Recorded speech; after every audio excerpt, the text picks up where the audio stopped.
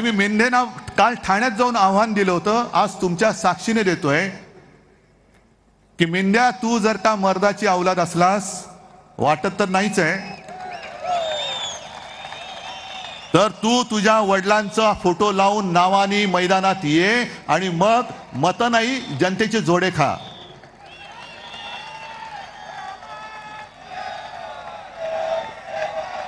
स्वतःमध्ये काही कर्तृत्व नाही, स्वतःमध्ये पात्रता नाही.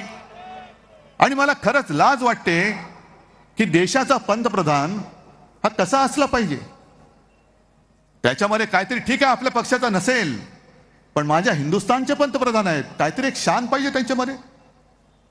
तुम्ही एक तर गद्दारी करून माझी शिवसेना फोडली. ज्या शिवसेनेने तुम्हाला पंतप्रधानपदी बसवण्यासाठी मदत केली, ती शिवसेना तुम्ही संपवायला निघालात. आणि ज्यांच्याकडनं तुम्ही ती फोडलीत, त्या गद्दारांच्या प्रचाराला त्यांना घेऊन, अरे गद्दारांची फौज माझ्या अंगावरती सोडता, गद्दाराची फौज सोडता. काय पात्रता काय तुमची. कर्नाटकामध्ये गेले होते मोदी, तेव्हा त्या महिलांवरती अत्याचार करणाऱ्या प्रज्वल रेवण्णाचे हात बळकट करण्याचं आवाहन करतायत. अहो, तुम्ही हिंदुत्व नासून टाकले, हिंदुत्व तुम्ही संपवून टाकले. बुरसटलेले हिंदुत्व म्हणतो मी एवढ्यासाठी म्हणतोय, हिंदुत्व स्वच्छ पाहिजे.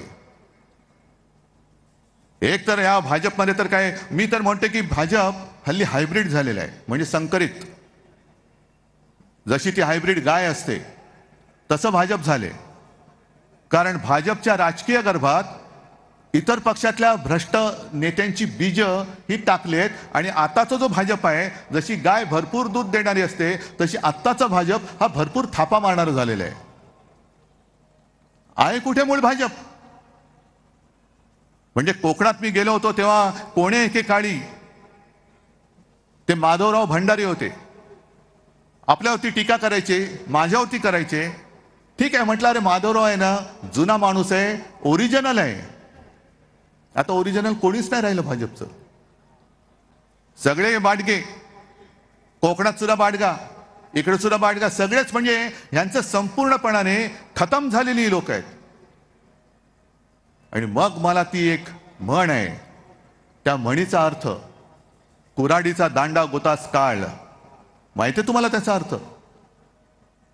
त्या म्हणीचा अर्थ असा आहे की एक खूप जुनं झाड असतं, किती वर्ष जुनं कोणालाच माहित नाही, कारण प्रचंड त्याचा मोठा